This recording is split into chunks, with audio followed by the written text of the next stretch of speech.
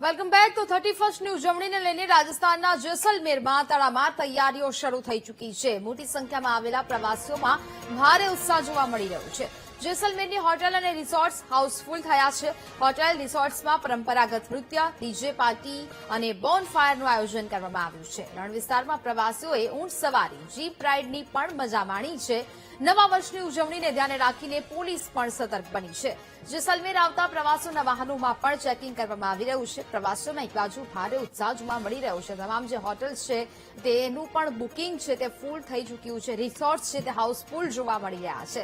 સાથે સાથે હવે પોલીસ પણ એલર્ટ બની છે, સતર્ક બની છે અને હાલ તો તમામ જે વાહનો છે જેસલમેર પહોંચતા તે તમામ વાહનોમાં ચેકિંગ પણ હાથ ધરવામાં આવી રહ્યું છે. મોટી સંખ્યામાં પ્રવાસીઓ જેસલમેર પહોંચ્યા છે અને ત્યાં વિવિધ રાઇડોની મજા માણી રહ્યા છે.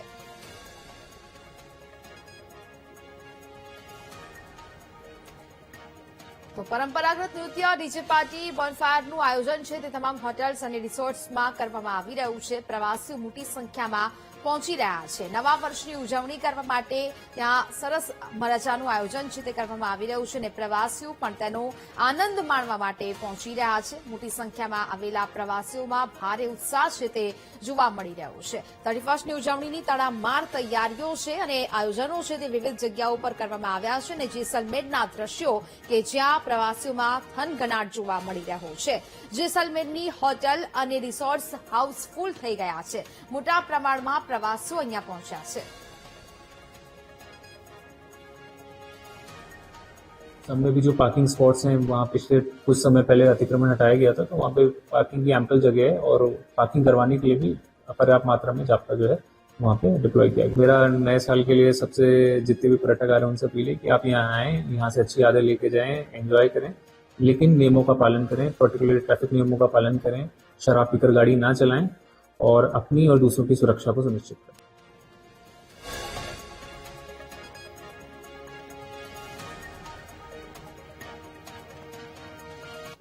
જમ્મુ કાશ્મીરમાં 2025ના છેલ્લા દિવસે વૈષ્ણોદેવી માતાના મંદિરે ભક્તોની ભારે ભીડ જોવા મળી. નવા વર્ષની શરૂઆત પહેલા મોટી સંખ્યામાં ભાવિ ભક્તો પ્રવાસીઓના ધસારાને ધ્યાને રાખીને પ્રવેશ દ્વાર પર ચુસ્ત સુરક્ષા વ્યવસ્થા ગોઠવવામાં આવી છે. યાત્રાળુઓની સલામતીને લઈને પોલીસની ટીમો પણ તૈનાત બની છે. ભક્તિભાવભરો માહોલ પણ અહીંયા સર્જાયો છે. નવા વર્ષની શરૂઆત લોકો આસ્થા અને ભક્તિ સાથે શરૂ કરવા માંગી રહ્યા છે અને લોકો પહોંચી રહ્યા છે. 2025નો છેલ્લો દિવસ ભગવાનના ચરણોમાં તેઓ ત્યાં વિતાવી રહ્યા છે. જમ્મુ કાશ્મીરમાં 2025ના છેલ્લા દિવસે વૈષ્ણોદેવી માતાના મંદિરના દ્રશ્યો કે જ્યાં મોટી સંખ્યામાં ભક્તો ત્યાં પહોંચ્યા છે. ભક્તોની ભારે ભીડ અહીંયા ઉમટી છે. નવા વર્ષની શરૂઆત પહેલા મોટી સંખ્યામાં ભાવિ ભક્તો માતાજીના દર્શનાર્થે પહોંચી રહ્યા છે. પ્રવાસીઓના ધસારાને જોઈને પોલીસ બંદોબસ્ત પણ જોવા મળી રહ્યો છે.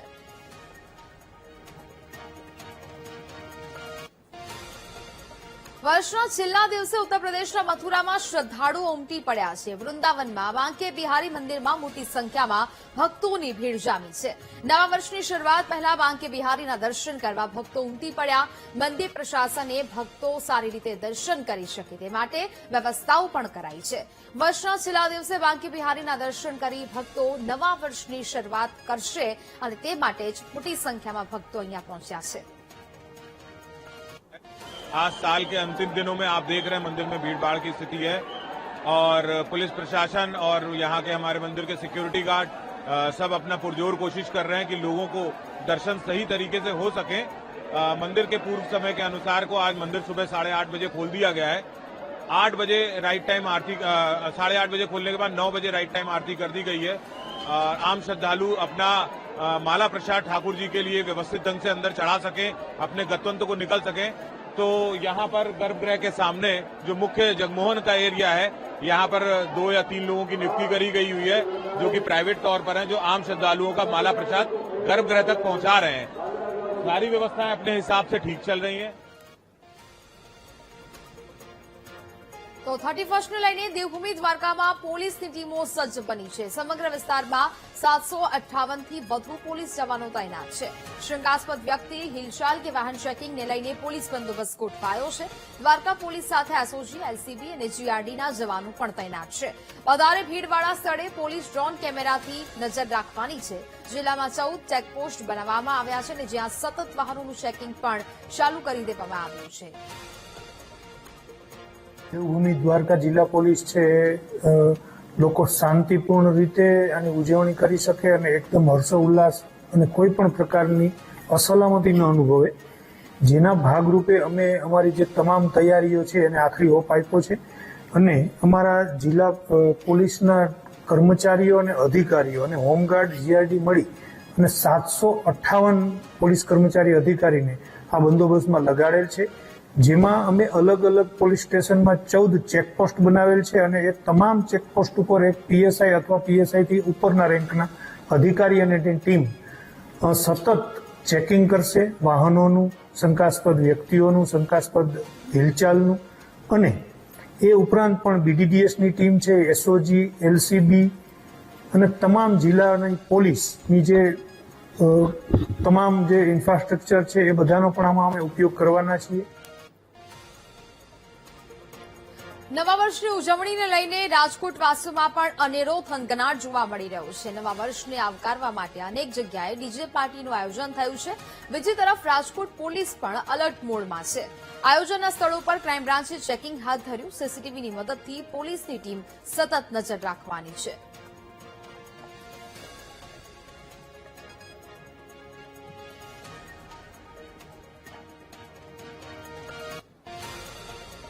ની ઉજવણીને લઈને નવસારીમાં પોલીસનું ડ્રોનથી ચેકિંગ. નવસારીની આસપાસ આવેલા ફાર્મ હાઉસમાં પણ ચેકિંગ કરવામાં આવ્યું. ઉજવણીમાં અનિચ્છનીય બનાવ ન બને તે માટે પોલીસ એક્શનમાં આવી છે.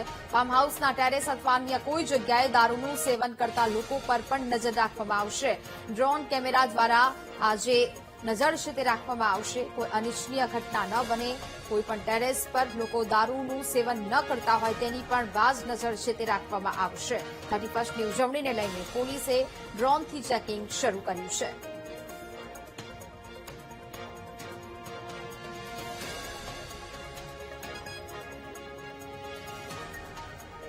આણંદમાં 31ની ઉજવણી પહેલા પોલીસ સતર્ક બની છે. મોડી રાત્રે રેલવે સ્ટેશન પર ડોગ સ્ક્વોડ સાથે ચેકિંગ હાથ ધરવામાં આવ્યું.